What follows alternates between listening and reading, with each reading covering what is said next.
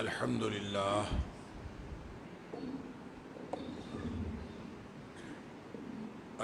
لله نحمده ونستعينه ونستغفره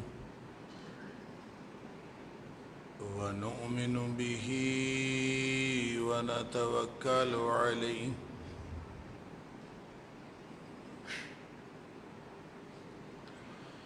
ونعوذ بالله من شرور أنفسنا ومن سيئات أعمالنا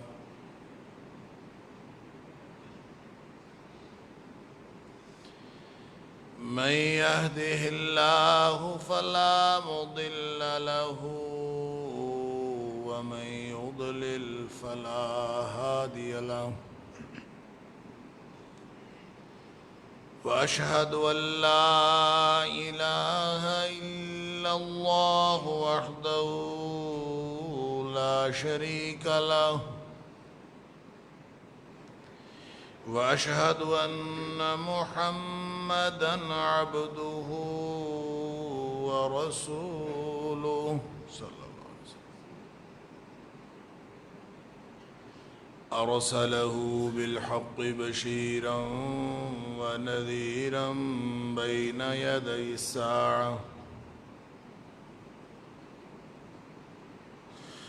فمن يطع الله ورسوله فقد رشد واهتدى ومن يعص الله ورسوله فقد ضل وغوى فإنه لا يضر إلا نفسه ولا يضر الله شيئا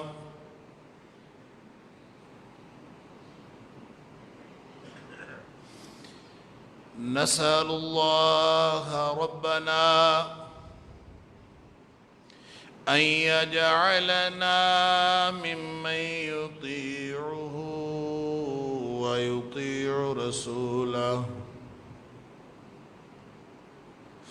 ويتبع رضوانه ويجتنب سخطه فإنما نحن به وله أما بعد فإن خير الحديث كتاب الله وخير الهدي هدي محمد صلى الله عليه وآله وسلم وشر الأمور محدثاتها وكل محدثة بدعة وكل بدعة ضلالة وكل ضلالة في النار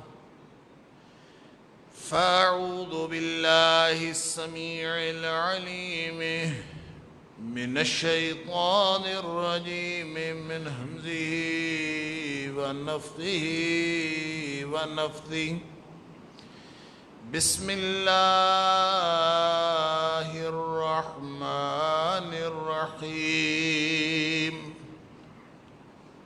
شهر رمضان الذي أنزل فيه القرآن هدى للناس وبينات من الهدى والفرقان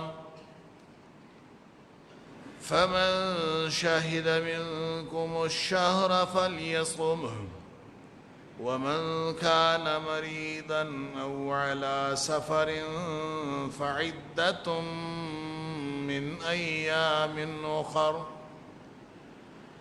يريد الله بكم اليسر ولا يريد بكم العسر ولتكملوا العدة ولتكبروا الله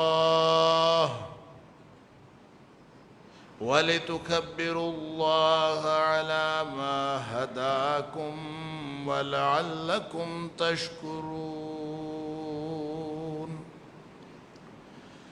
رمضان کا مہینہ وہ مہینہ ہے جس میں قرآن نازل کیا گیا،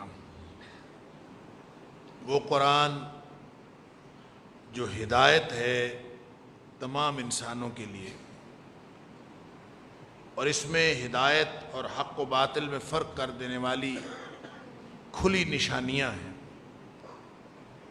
بس اس مہینے کا پروٹوکول یہ ہے کہ تم میں سے جو کوئی بھی اس مہینے کو پالے وہ اس کے روزے رکھے، اور جو کوئی بیمار ہو یا پھر سفر میں ہو تو وہ دوسرے دنوں میں گنتی پوری کر سکتا ہے۔ اللہ تمہارے لیے آسانی کرنا چاہتا ہے، تمہارے لیے مشکل کرنا نہیں چاہتا، اور یہ اس لیے بھی ہے کہ تاکہ تم گنتی پوری کر لو اور اللہ کی کبریائی بیان کرو اس بات پر کہ اللہ نے تمہیں ہدایت نصیب فرمائی ہے، اور تاکہ تم شکر کرو۔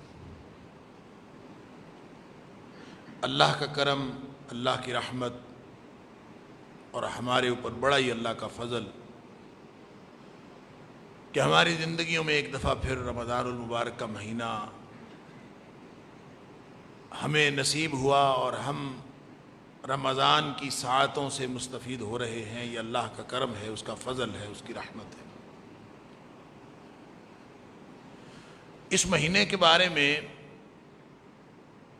بہت سی تفصیلات آپ ہر سال سنتے رہتے ہیں کہ ساری زندگی کے گناہوں کو بخشوانے کے لیے ایک بہت بڑا ریلیف پیکیج اللہ نے عطا فرمایا ہے۔ اس مہینے کے خاص اہتمامات ہیں۔ جنت سواری جاتی ہے، تیار کی جاتی ہے اس مہینے میں، خاص طور پر اس کو سجایا جاتا ہے، پھر اس کے سارے دروازے کھول دیے جاتے ہیں اور کوئی دروازہ بند نہیں رکھا جاتا۔ وَلَمْ يُغْلَقْ مِنْهَا باب، اس میں سے کوئی دروازہ بند نہیں رکھا جاتا۔ جہنم کے سارے دروازے بند کر دیے جاتے ہیں۔ وَلَمْ يُفْتَحْ مِنْهَا باب، اس کا کوئی بھی دروازہ کھلا نہیں رکھا جاتا۔ کوئی خاص اہتمام ہے اس مہینے کا، اللہ اکبر۔ اور پھر صُفِّدَتِ الشَّيَاطِينُ وَبَرَزَتِ الْجِنُّ، جو شیاطین ہیں اور بڑے بڑے سرکش جن ہیں ان کو جکڑ دیا جاتا ہے۔ لگتا ہے کوئی خاص اہتمام ہے، اللہ۔ اور وہ پیمانہ نیکی کا اور نیکی کے شمار کا، نیکی کو گننے کا وہ پیمانہ جو اللہ نے اپنی رحمت سے عام دنوں میں بھی 10 گنا رکھا ہوا تھا۔ من جاء بالحسنۃ فلہ عشر امثالها، جو ایک نیکی کرے گا ہم اس کی 10 لکھ لیا کریں گے۔ ومن جاء بالسیئۃ، اور جو کوئی گناہ کرے گا فلا یجزی الا مثلھا، وہ سوائے اس کے کہ اتنی ہی اس کو سزا ملے، اس سے زیادہ نہیں ملتی۔ یعنی نیکی کرے گا تو 10، گناہ کرے گا تو 1۔ یہ جو اللہ کی رحمت کا اہتمام ہر دن میں اور ہر پوری زندگی میں تھا، اب رمضان میں وہ 700 گنا تک بڑھا دیا گیا، اللہ اکبر۔ یہ کوئی خاص اہتمام ہے۔ تو اللہ تعالیٰ اس آیت میں اس اہتمام کی وجہ بتاتا ہے۔ فرمایا شہر رمضان الذی انزل فیہ القرآن، رمضان کا مہینہ وہ مہینہ ہے جس میں قرآن نازل کیا گیا۔ یہ تعارف یہ قرآن کا نہیں ہے کہ اس مہینے میں نازل ہوا ہے، یہ تعارف اس مہینے کا ہے کہ اس میں قرآن نازل ہوا۔ اس مہینے کو جو خاص اہمیت حاصل ہے وہ اس لیے ہے کہ اس میں قرآن نازل ہوا ہے، سبحان اللہ۔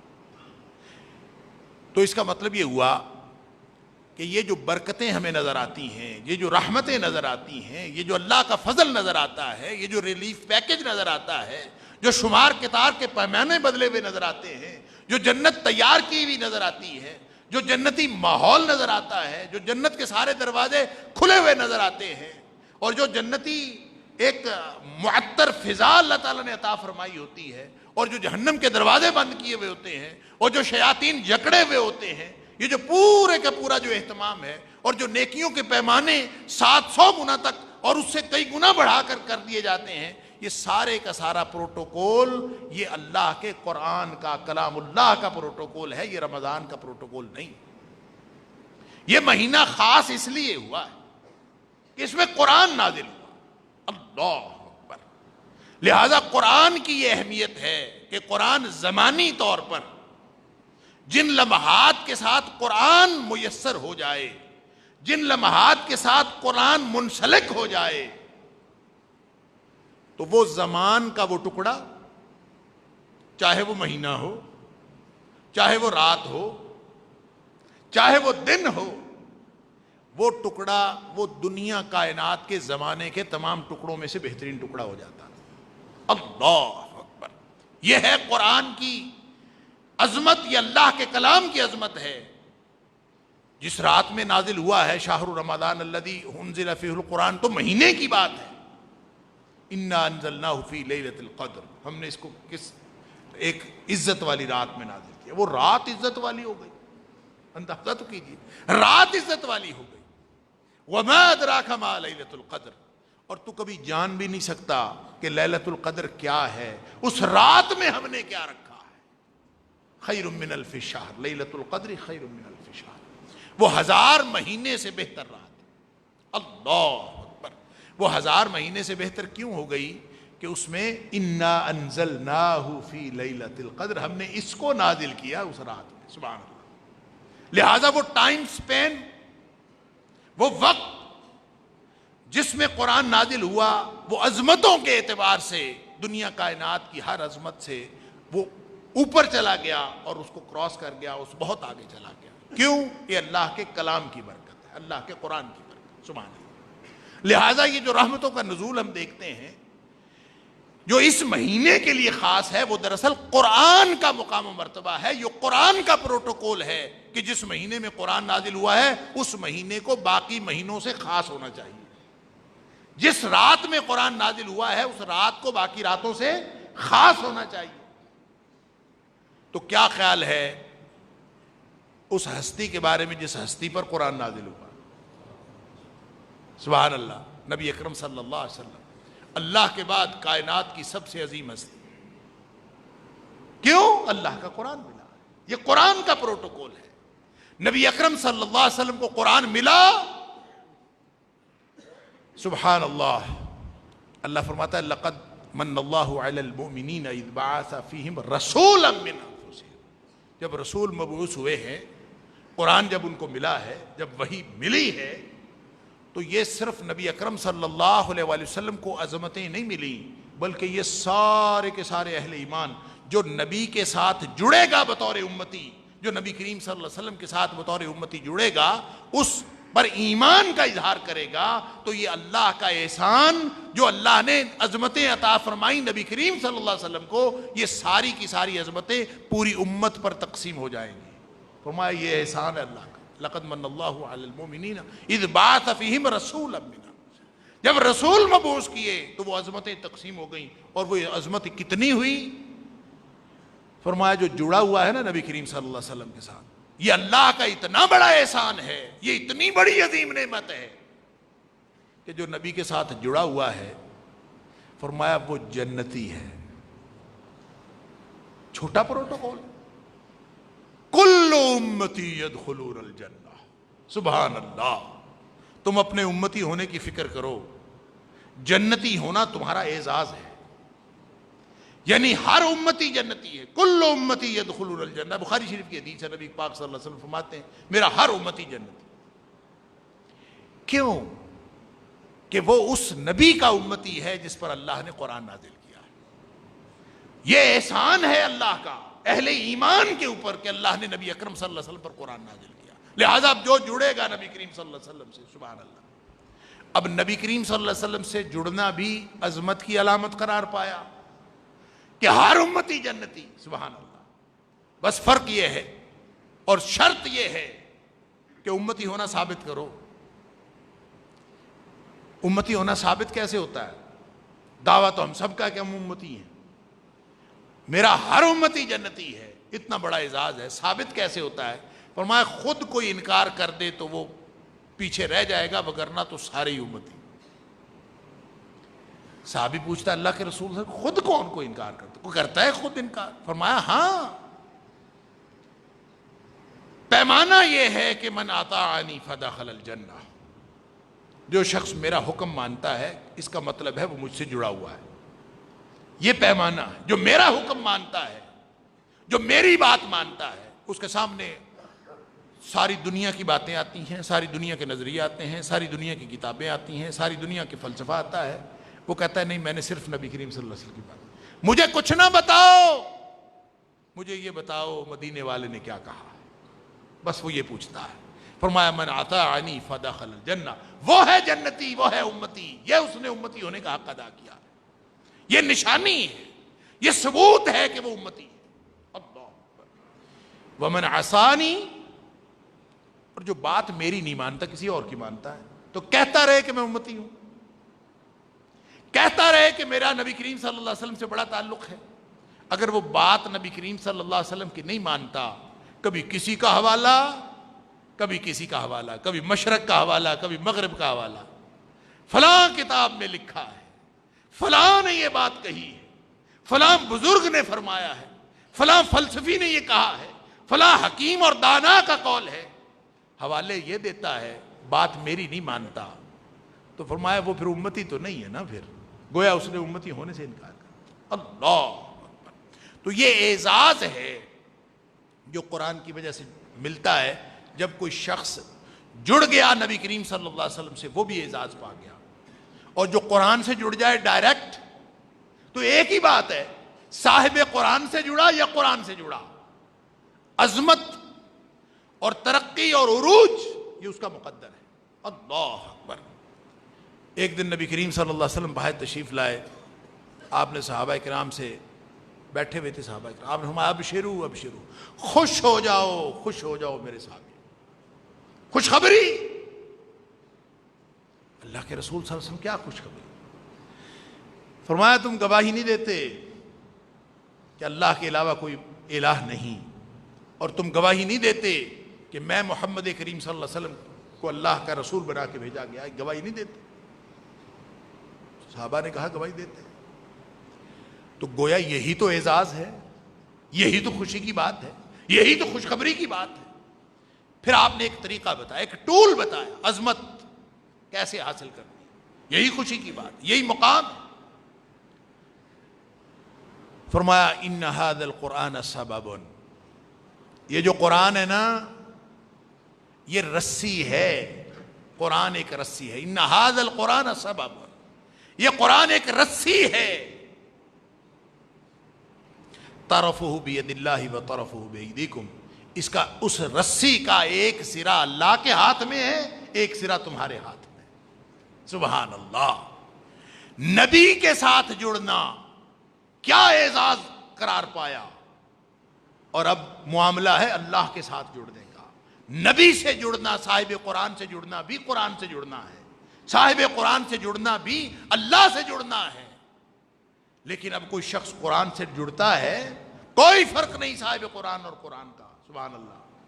تو فرمایا جو جڑ گیا فتمسکوا بہ، اب ایک سرا اللہ کے ہاتھ میں ہے، ایک سرا تمہارے ہاتھ میں ہے، تو جس سے سرا چھوٹ گیا وہ تو گر گیا، اور جس نے سرا پکڑ لیا، فرمایا فتمسکوا بہ، امتیو جڑ جاؤ اس قرآن کے ساتھ، اس سے تمسک اختیار کرو، کیا ہوگا؟ عظمتیں مل جائیں گی۔ سبحان اللہ۔ فرمایا دو گارنٹیاں ہیں، اگر قرآن سے جڑ جاؤ گے تو دو گارنٹیاں ہیں۔ ایک گارنٹی تو یہ ہے کہ لن تہلکوا ولن تضلوا بعدہ ابدا، ابد الآباد تک، ہمیشہ ہمیشہ تک دو گارنٹیاں مل جائیں گی۔ ایک تو کبھی تم گمراہ نہیں ہوگے، اور ایک کبھی تم ہلاک نہیں ہوگے، برباد نہیں ہوگے، اللہ کا قرآن تمہیں تحفظ فراہم کرے گا۔ سبحان اللہ۔ یہ گارنٹی، یہ نبی کریم صلی اللہ علیہ وسلم کی گارنٹی۔ اب سوال یہ ہے کہ یہ اللہ کا قرآن عظمتیں لے کے آیا، اس کو پڑھنے پڑھانے والا انسانوں میں سے بہترین قرار پایا۔ خیرکم من تعلم القرآن وعلمہ، جو اپنے آپ کو قرآن سے جوڑ لیتا ہے وہ تم میں سے سب سے بہترین ہو جاتا ہے۔ ہم نے دیکھا کہ زمانی اعتبار سے یا مکانی اعتبار سے یا شخصی اعتبار سے جو بھی قرآن سے جڑا ہے وہ عظمت پا گیا ہے۔ نبی کریم صلی اللہ علیہ وسلم کی عظمت سامنے ہے، جبریل علیہ السلام، باقی بھی فرشتے ہیں، لیکن جو مقام جبریل کو حاصل ہے وہ کسی اور کو نہیں۔ کیوں؟ نازل بہ الروح الامین، اس کو نازل کرنے والا، اس کو اللہ سے لے کے آنے والا جبریل ہے۔ جبریل قرآن کا حامل بنا، قرآن لے کے آنے والا بنا، قرآن کا سندیسہ پہنچانے والا بنا، فرشتوں میں سے اس کی حیثیت سب سے اعلیٰ ہو گئی، وہ سب سے عظیم فرشتہ بن گیا۔ اللہ اکبر۔ گنتے جائیے جس دھرتی پر قرآن نازل ہوا ہے، اس دھرتی جیسی کوئی دھرتی نہیں۔ سبحان اللہ۔ وہ دھرتی ایسی ہے کہ آج بھی آپ جاتے ہیں حدود حرم میں، اللہ اکبر، کسی کو مارنا اور کسی کا قتل کرنا، کسی جانور کو مارنا تو دور کی بات، آپ کسی جانور کو ڈرا نہیں سکتے وہاں۔ اس دھرتی کا یہ پروٹوکول ہے۔ وہاں پہ مکھی کا شکار نہیں کیا جا سکتا، مکھی کو نہیں مارا جا سکتا۔ اللہ اکبر۔ یہ اس دھرتی کا پروٹوکول ہے۔ اور اس دھرتی کی عظمت کیوں ہے؟ یہ قرآن نازل ہوا ہے۔ دھرتیاں، مٹی، خاک عظیم ہو گئی، اللہ اکبر، شخصیت عظیم ہو گئی، وقت عظیم ہو گیا۔ اور آپ اس طرح گنتے جائیے، جو قرآن سے جڑا ہے وہ عظمت پا گیا۔ مجھے اور آپ کو یہ ساری باتیں معلوم ہونے کے باوجود ہم پوری دنیا میں ذلیل و خوار ہیں۔ یہ امت جو حامل قرآن ہے، جن کو عظمتیں ملنی چاہیے تھی، اللہ اکبر، وہ عظیم ترین کتاب، یہ ہونے کے باوجود ہم دنیا میں ذلیل و خوار ہو رہے ہیں۔ کوئی وجہ تو ہے نا؟ یا تو ہم قرآن سے جڑے ہوئے نہیں ہیں، ہمارا دعویٰ جھوٹا ہے، ہم قرآن سے جڑے ہوئے نہیں ہیں، اور اگر جڑے ہیں، نعوذ باللہ من ذالک، نعوذ باللہ من ذالک، کوئی اللہ کے قرآن کا دعویٰ تو جھوٹا نہیں ہو سکتا۔ تو جھوٹے ہم ہیں۔ ہم اگر ایمان کی بنیاد پر، ہم اگر قرآن کی بنیاد پر، نبی اکرم صلی اللہ علیہ وسلم نے فرمایا، عمر فاروق رضی اللہ تعالیٰ راوی ہیں کہ ان اللہ تعالی یرفع بہذا الکتاب اقواما ویدع بہ آخرین۔ دنیا میں عروج و زوال کا فلسفہ تمہیں نہیں سمجھ آتا، تمہیں یہ سمجھ نہیں آتی کہ قومیں عروج کیوں پاتی ہیں، قوموں کو زوال کیوں آتا ہے، لوگ کبھی برسر اقتدار آتے ہیں پھر اتار دیے جاتے ہیں، پوری دنیا میں ایک سلسلہ چلا ہوا ہے، تمہیں یہ نہیں سمجھ آتی۔ ان اللہ تعالی یرفع بہذا الکتاب اقواما، اللہ قوموں کو عروج نصیب کرتا ہے تو اس کا قانون اس کتاب کے اندر لکھا ہے، اس قانون کے تحت قوموں کو عروج ملتا۔ فلسفہ عروج و زوال، قانون ہلاکت اقوام، اور عروج اور کامیابی کا زینہ، کامیابی کے اصول، دنیا میں کامیاب ہونا ہو یا آخرت میں کامیاب ہونا ہو، کامیابی کا زینہ تو یہ ہے، کامیابی کا اصول تو یہ ہے۔ ان اللہ تعالی یرفع بہذا الکتاب اقواما، اللہ تعالیٰ بہت ساری قوموں کو بلندی عطا کرتا ہے اس قرآن کی وجہ سے، وَيَدَعُ بِآخَرِينَ، اور بہت ساری قومیں زوال کا شکار ہو جاتی ہیں۔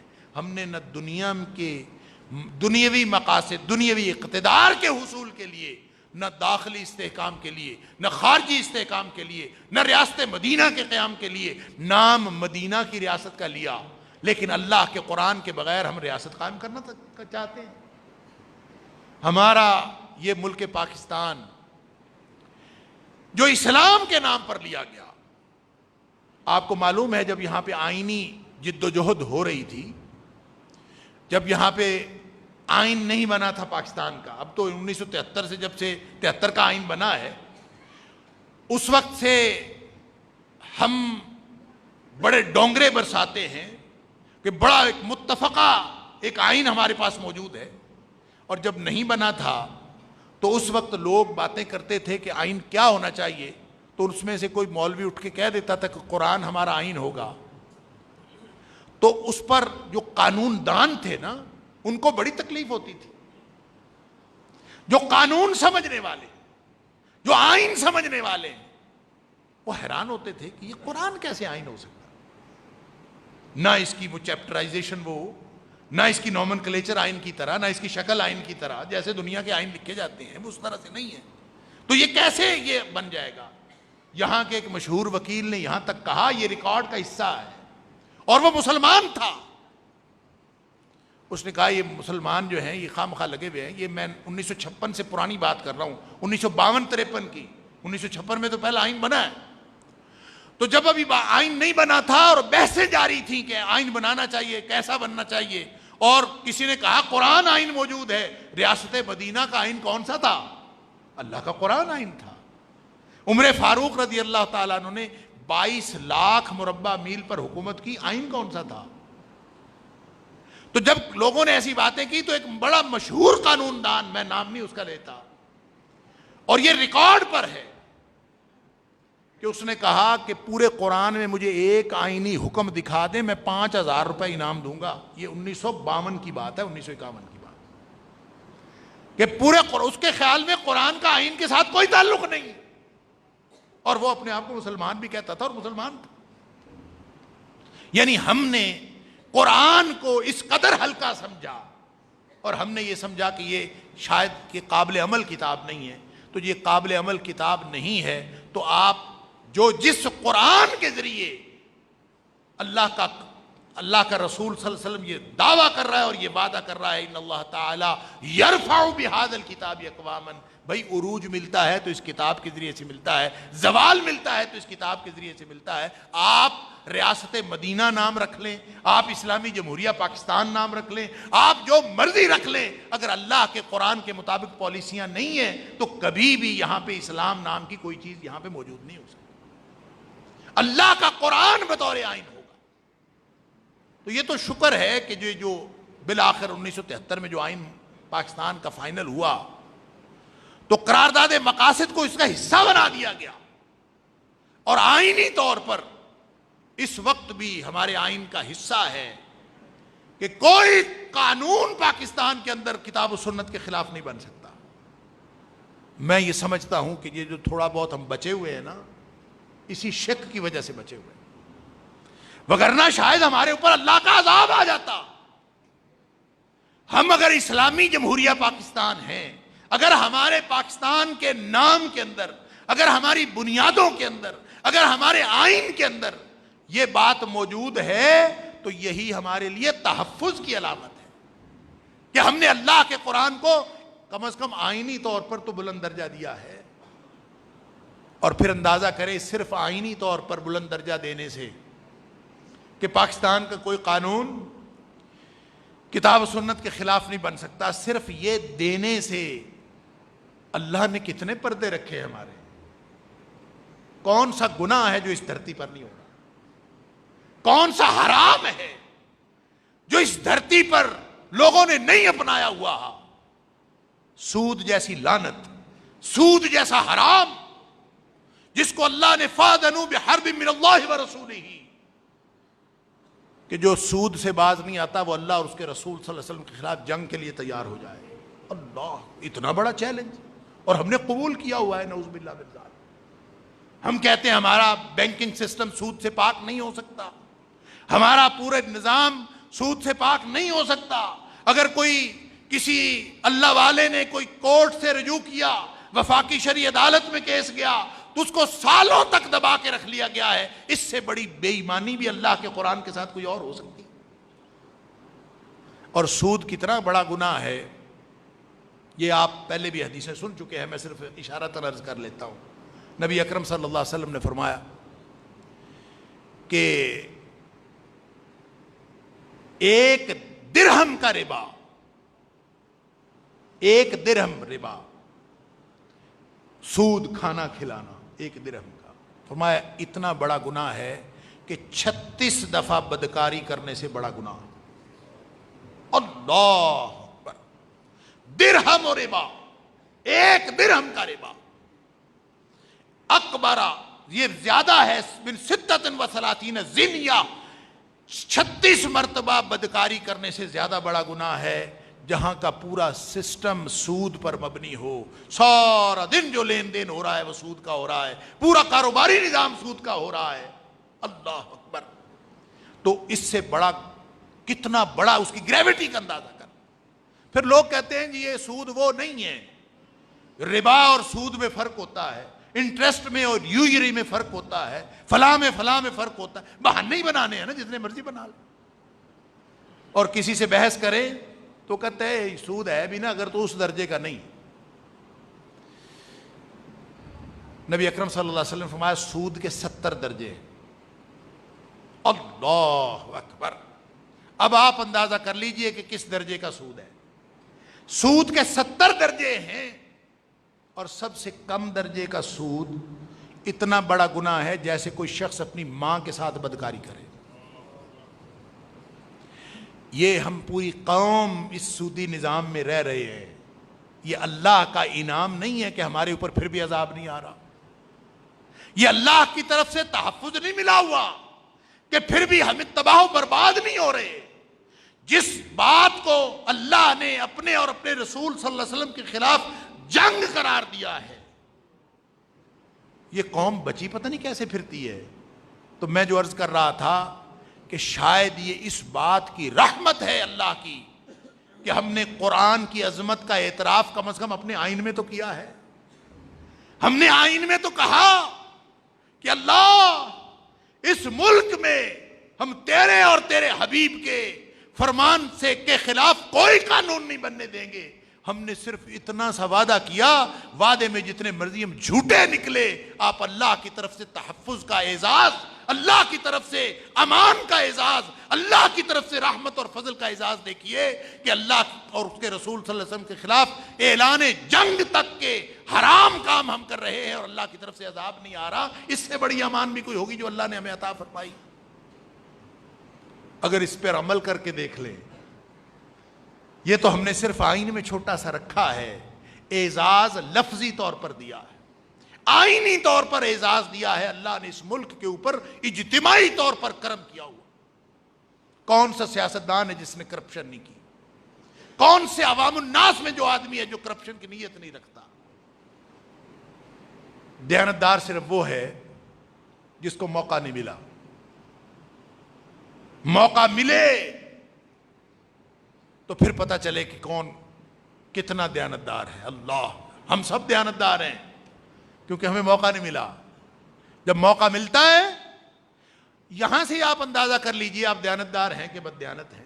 اللہ، آپ کو کوئی سرکاری چیز، کسی سرکاری دفتر میں آپ بیٹھے، پین کی سیاہی ہو یا سامنے لکھنے والا قلم ہو، یا جو آپ کے دفتر میں آن جو روشن ہے لائٹ وہ سرکاری خرچے پر ہو، اور جس گاڑی میں آپ سفر کر رہے ہیں وہ سرکاری ہو، اور جو پیٹرول آپ کو مل رہا ہے وہ سرکاری ہو، اور اس کے مقابلے میں اگر یہ ساری چیزیں ذاتی ہوں تو اگر دونوں کے استعمال میں کوئی فرق نہیں ہے تو سمجھ لیجئے کہ آپ کرپٹ نہیں ہیں. اگر ذرا بھی استعمال میں فرق ہے، وہ کہتا ہے کوئی بات نہیں، سرکاری ہے نا، مل رہا ہے استعمال کرو، سرکاری ہے، لائٹ آف کرنے کی ضرورت نہیں ہے، بل تو کسی اور نے دینا ہے. یہ پورا ملک اسی طرح کھایا جا رہا. اس کا مطلب یہ ہے کہ ہم اندر سے کرپٹ لوگ ہیں. یا ایک اور مثال، آپ رات کو آدھی رات کے وقت کسی اشارے پر سے گزر رہے ہوں اور ریڈ لائٹ ہو، تو وہاں اگر قانون آپ کو رکنے پر مجبور کرتا ہے، کوئی نہیں دیکھ رہا، تو پھر بھی آپ اگر وہاں رکتے ہیں تو اس کا مطلب ہے آپ دل سے، نیت سے کرپٹ نہیں ہیں. اگر آپ وہاں نہیں رکتے، کوئی پوچھنے والا سپاہی کھڑا ہوتا ہے ہمارے، اگر کوئی روکنے والا ہے تو ہم رکتے ہیں، نہیں روکنے والا تو ہم تو نہیں رکتے. تو اس کا مطلب ہے اندر سے تو ہم بدنیت ہے. موقع ملنے کی بات، موقع رات کو مل جائے، موقع دن کو مل جائے. تو میں جو بات عرض کر رہا تھا وہ یہ کہ ہم نے من حیث القوم اللہ کے قرآن کی عظمت سے فائدہ نہیں اٹھایا. ہم نے انفرادی طور پر بھی اللہ کے قرآن سے وہ فائدہ نہیں اٹھایا جو اللہ کا قرآن جو عروج دینا چاہتا ہے ہمیں. یہ ھدی للناس بھی ہے، یہ بینات من الہدی والفرقان بھی ہے. یہ صرف نظری باتیں نہیں ہیں، یہ صرف اور صرف کوئی ہواؤں کی باتیں نہیں ہیں، یہ عمل کی باتیں ہیں، یہ اس دنیا میں عروج کی باتیں ہیں. اور پھر جو قرآن سے جڑتا ہے وہ اس کو اللہ تعالیٰ دنیا میں بھی عروج دیتا ہے. پھر اس کو اللہ تعالیٰ قبر کے سارے مراحل، پھر حشر کے سارے مراحل، اور پھر جنت میں داخلے تک قرآن اس کے ساتھ ہوتا ہے. اللہ، یعنی قرآن کا ساتھ کوئی چھوٹا ساتھ ہے. فرق یہ ہے کہ ہم نے قرآن کے ساتھ تمسک اختیار کیا ہے کہ نہیں کیا. اگر نہیں کیا، اور میں یہ عرض کروں یہ قرآن پڑھنا صرف تمسک نہیں ہے. ہم بڑے خوش ہوتے ہیں تراویحیں پڑھ لیں، اور سال بعد ہم ایک دفعہ قرآن سن لیتے ہیں، یا اللہ تعالیٰ توفیق دے تو روزانہ کے ایک پارہ تلاوت کر لی، یہ بھی بڑی سعادت ہے، یہ بھی ثواب ہے۔ یہ دنیا کی واحد کتاب ہے کہ اس کو سوچے سمجھے بغیر پڑھیں تو بھی ثواب ہے، سوچے سمجھے بغیر سنیں تو بھی ثواب ہے۔ صرف سوچ وَاسْتَمِعُوا لَهُ وَأَنصِتُوا، کان لگا کر توجہ سے اس کو سننے کی کوشش کرنا شروع کر دیں، لعلکم ترحمون، یہ بھی اللہ کی رحمتوں کا باعث بن جاتا ہے۔ سبحان اللہ، صرف سننے سے، جس کے صرف سننے سے اللہ کی رحمتوں کا نزول ہو، اس کو سمجھ کر عمل کرنے سے کیا ملتا ہوگا جس کو ہم نے چھوڑ رکھا ہے۔ میرا کہنے کا مطلب یہ ہے کہ اگر ہم قرآن کو اپنا ساتھی بنائیں، یہ جو کبھی کبھار کا تعلق، سال بعد کا تعلق، یہ جو تعلق ہے قرآن کے ساتھ، یہ کبھی بھی قرآن کا ساتھ نہیں دیتا، قرآن کا ساتھ نصیب نہیں کرتا۔ وہ جو نبی کریم صلی اللہ علیہ وسلم نے فرمایا، یقال لصاحب القرآن اقرأ وارتقی، قیامت والے دن قرآن والے سے کہا جائے گا، قرآن والے سے، صاحب قرآن سے کہا جائے گا، کیا کہا جائے گا؟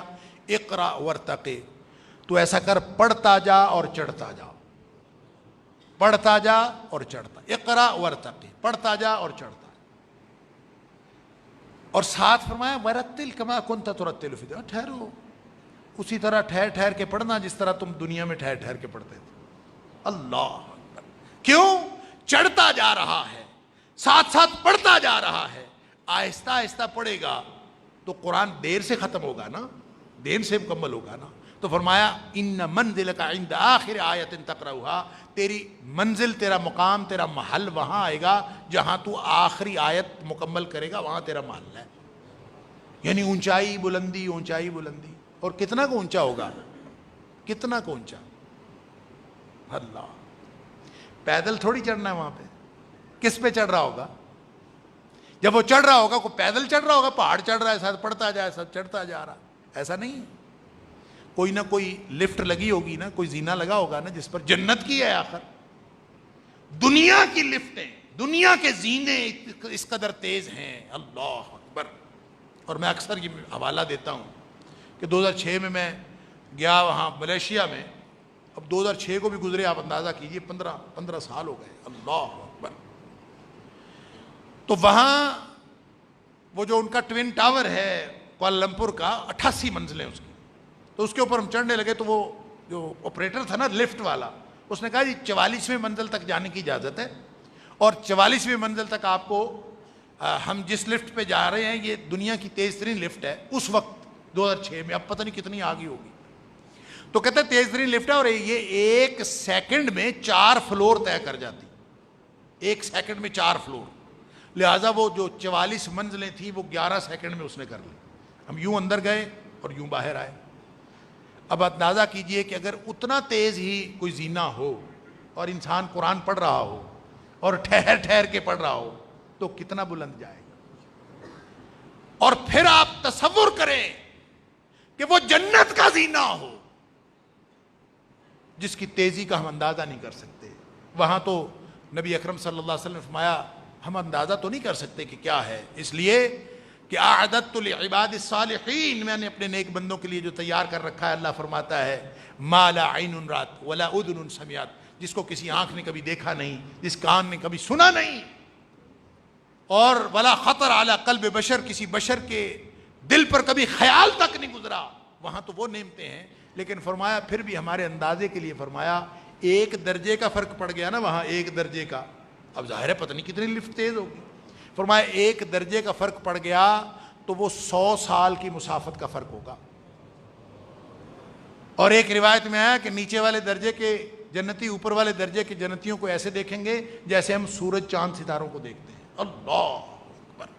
تو اس زینے پہ چڑھتے ہوئے اللہ فرمائے گا اقرا ورتقی، پڑھتا جا اور چڑھتا جا۔ اور کہنا کس کو ہے؟ حافظ قرآن نہیں ہے اس کا معنی، یقال لصاحب القرآن، قرآن والے سے کہا جائے گا۔ صاحب ساتھی کو کہتے ہیں، قرآن کا جو ساتھی بنا، چاہے وہ حافظ ہو چاہے وہ غیر حافظ ہو، اگر اس نے زندگی میں قرآن کو داخل کیا ہے تو وہ ساتھی ہے، وہ صاحب قرآن ہے، اور اگر اس نے زندگی میں قرآن کو داخل نہیں کیا تو یہ جو سال بعد کا تعلق، کبھی کبھار کا تعلق، کبھی کبھار قرآن پڑھ لینا، اس سے قرآن کا صاحب نہیں بنتا انسان۔ اللہ، چاہے وہ حافظ ہو اور چاہے وہ غیر حافظ ہو، زندگی میں قرآن کو داخل کرے گا تو قرآن ساتھی بنے گا، اور جب یہ ساتھی بن گیا تو یہ منزل مقصود پہ پہنچائے گا۔ یہ ہے قرآن، جس کو قرآن جیسی عظیم نعمت ملی ہوئی ہو، اس کو تو کسی اور چیز کا خیال ہی نہیں آنا چاہیے۔ لہٰذا آج اس جمعے میں میں اپنے آپ سے بھی ایک وعدہ کرنا چاہتا ہوں اور آپ سے بھی ایک وعدہ لینا چاہتا ہوں۔ ہم سب یہاں رمضان المبارک کی ان گھڑیوں میں اللہ سے ایک وعدہ کریں کہ ہم آج کے بعد جتنی زندگی باقی ہے، چاہے ہم قرآن کے خادم بنیں، چاہے ہم قرآن سے مٹی جھاڑنے والے بنیں، چاہے ہم قرآن کو پڑھنے والے بنیں، چاہے ہم قرآن سیکھنے والے بنیں، چاہے قرآن سکھانے والے بنیں، چاہے قرآن کے حافظ بنیں، چاہے قرآن کا ترجمہ پڑھنے والے بنیں، چاہے ہم قرآن کو آگے پہنچانے والے بنیں، چاہے قرآن کے ذریعے سے اقتدار حاصل کرنے والے بنیں، چاہے قرآن کا قانون امپلیمنٹ کرنے والے بنیں، جو بھی بنے، ہم بقیہ ساری زندگی قرآن کے ساتھ جڑ جائیں۔ آپ اور میں، ہم سب یہ اللہ سے وعدہ کر لیں، پھر دیکھیں دنیا اور آخرت کی عظمتیں کس طرح ہمارے راستے کے اندر بچھی چلی جاتی ہیں۔ اللہ تعالیٰ مجھے اور آپ کو، ہم سب کو قرآن کا خادم بنائے۔ وآخر دعوانا الحمدللہ۔